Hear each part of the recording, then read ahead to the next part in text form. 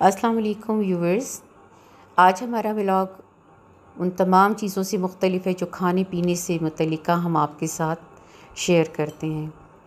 मुझे अभी कुछ देर पहले किसी ने बताया कि हमारे पास ही में एक बच्ची ने अपनी मदद आपके तहत कुछ मुद्दत से घरेलू दस्तकारियों को बनाने और उनको प्रमोट करने के लिए अपना एक छोटा सा सेंटर घर में खोल रखा है और उसी के ज़रिए से वो ये चाह रही है कि ज़्यादा से ज़्यादा लड़कियां जो हैं वो इस कामों को सीखें, अपने पैरों पे भी खड़ी हों, फाइनेंशियल स्टेबिलिटी भी आए और हमारी जो जाने वाली रिवायतें हैं, जो हमारी वो रिवायत हैं जो ख़त्म हो रही हैं, वो भी थोड़ी सी ज़िंदा हो जाएं।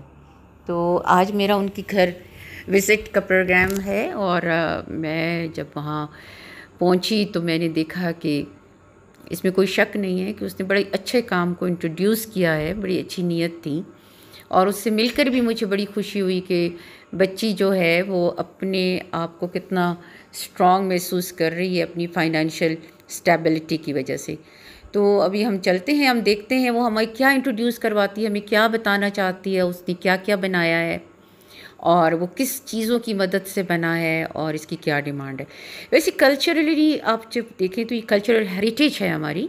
अब भी हमारे देहात में हाथ की बनी हुई दस्तकारियों, हाथ की बनी हुई चीज़ों की बहुत ज़्यादा अहमियत है। कोई भी घर इसके बग़ैर मुकम्मल नहीं होता और ख़ासकर शादियों में जब लड़कियों के लिए तैयारी शुरू की जाती है तो अक्रॉस द पाकिस्तान, चाहे वो सिंध है, चाहे वो सरहद है, चाहे वो पंजाब है, चाहे वो बलूचिस्तान है, लड़कियां जो हैं वो कढ़ाई को फ़ोकियत देते हैं। कड़े हुए रुमाल, कड़े हुए तकिए, कड़ी हुई चादरें और इसी तरह से मिलती जुलती चीज़ें। अब मैं उनकी तरफ पहुंची तो सबसे पहली चीज़ मेरी एक पंखे पे नज़र पड़ी और वो इस कदर खूबसूरत उसके ऊपर उसको कवर किया गया था। ये कुरैशिया का बना हुआ ऊन से एक ऐसा कवर था जो जिसकी मदद से उन्होंने पंखे को ढका हुआ था।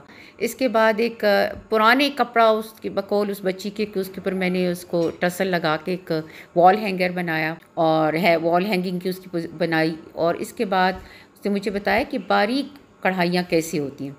हाथ की बनी हुई चीज़ों में मकामी तौर पर दुल्हनों के लिए और शादी ब्याह में ये जो परांदे हैं ये मोतियों से बनते हैं और ये भी बलूचिस्तान और अफ़गानिस्तान और पंजाब और हज़ारा के पहाड़ी जितने भी लोग होते हैं वो इसको पसंद भी करते हैं और वो इन मोतियों के काम को यहाँ पे इस बच्ची को इसने वहाँ से सीखा है। अब आप ये देखें गोल कुशन्स हैं, ये कुरैशी और ऊनी कुरैशी पे बने हुए हैं। अब ये जो आप देख रहे हैं मेरे हाथ में एक पंखा है, दस्ती पंखा है और उसके साथ चुंगेर है। बच्ची ने मुझे बताया कि इसी दस्ती पंखे की तरह इसी चुंगेर को भी अरेंज किया जाएगा, इसी तरह सजाया जाएगा, इसी तरह के टसल्स उसके साथ लगा के दुल्हन के लिए इसको तैयार किया जाएगा। अब एक चादर उसने मुझे बताई, एक दुपट्टा, ये मार्केट में मैं यूजुअली देखा करती थी लेकिन मुझे ये इल्म नहीं था कि ये एक ख़ास किस्म का कपड़ा कराची से आता है जो 2-3 किस्म के रंग में रंगा हुआ होता है और इस दुपट्टे पे जो फ़नकारी है या जो काम है वो मकामी तौर पर इन बच्चियों से करवाया जाता है। अब ये जो मेरे हाथ में आप तकिए का गिलाफ देख रही हैं ये सबसे नायाब चीज़ है। इसका पोर पोर रेशम से बना हुआ है और इसको जो टसल्स लगे हुए हैं वो खालिस चांदी के हैं और ये यहाँ के खान ख़वानीन लोग या बहुत मालदार लोग अपने बच्चों को इसकी अपनी लड़कियों को अपनी शादियों में जहेज़ में देते हैं और ये चादरें लाखों में होती हैं। इस तकिए की कीमत भी इस वक्त हज़ारों में है। ये आप देख रही हैं जस्ती का काम है और बहुत बारीकी से बना हुआ है और इतना बारीक है जैसे कि मशीनी काम होता है। ये कुरैशिये से उसने मुझे बताया कि ये टेबल रनर्स हैं, इसके साथ के वो कुछ टेबल मैट्स भी जो हैं वो बनाए जाएंगे जो कि इसी शेप में होंगे और इसमें रंग जो है लोग अपनी मर्ज़ी से भी डलवा सकते हैं लेकिन उसने ये नमूने के तौर पर रखा। इस चादर को भी आप देखें, ये दुपट्टा है, शेफून के ऊपर ये बना हुआ दुपट्टा है और ये बहुत खूबसूरत है।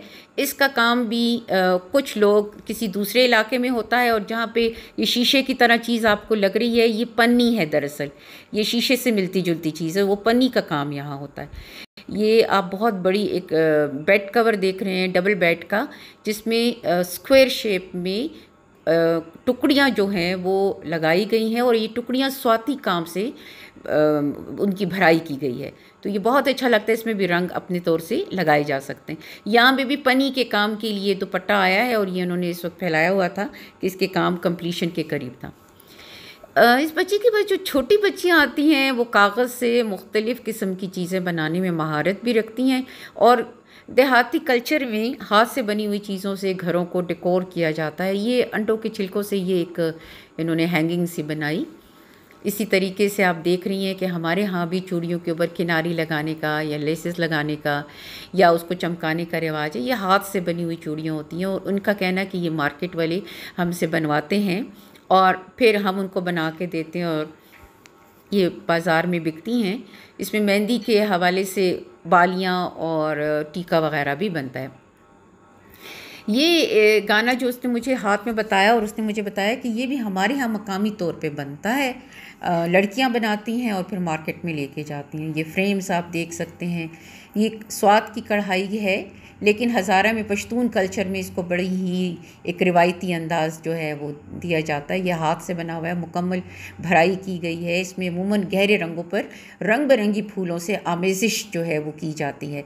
ये मुझे बता रही थी बच्ची कि ये एक आस्तीन है इसी तरीके से, और इस आस्तीन के साथ कमीज़ का एक फ्रंट आता है और अगर आप पसंद करें तो दुपट्टे के ऊपर भी इसको लगाया जा सकता है। जी, ये आप देख रहे हैं इस तरह इसने एक कमीज़ का बताया मुझे कि गला एक मॉडल के तौर पे उन्होंने बनाया। अगर जिसकी पसंद हो तो वो आगे इसको अपनी चॉइस के कलर पर डेवलप कर सकते हैं। यहाँ ये आइसक्रीम की छोटी छोटी स्टिक्स थी, उनकी मदद से इन्होंने ये चीज़ें बनाई। ये बड़ा एस्टॉनिशिंग मुझे लग रहा था। That's just really beautiful. ये बच्ची मुझे बता रही है कि इसने बॉटल्स के ढक्कनों को इकट्ठा किया, फिर उसको प्लास की मदद से एक पत्ते की शेप में लेके आई और ये अंदर का जो रेड वाला हिस्सा है ये भी एक टिन का पिछला हिस्सा जो होता है वो काट के लगाया गया। इसी तरीके से बर्तनों की जाली से उसका सेंट्रल हिस्सा जो आपने देख रही है वो भी बना हुआ है। ये एक रफ़ ग्लास था और घर के अंदर जो ऐसे बटन जो रह गए थे तो उसको ग्लास में उसने डाल के डेकोरेट किया और ख़ुद भी वो बड़ी खूबसूरत एक टोपी पहनी हुई थी और मुझे वो बच्ची बहुत अच्छी लगी। मैंने उसे बहुत मोटिवेट किया और वो बसाते ख़ुद एक सोर्स ऑफ मोटिवेशन थी मेरे लिए कि इतनी कम उम्र में वो इतनी पॉजिटिव सोच है उसकी कि अपने पाँव पे ख़ुद भी खड़ा होना चाहती है और अपने इलाकों के लोगों को भी खड़ा करने चाहती है। तो मुझे उम्मीद है मेरी इस वीडियो को आप ज़रूर लाइक भी करेंगे और सब्सक्राइब भी करेंगे। अल्लाह हाफ़िज़।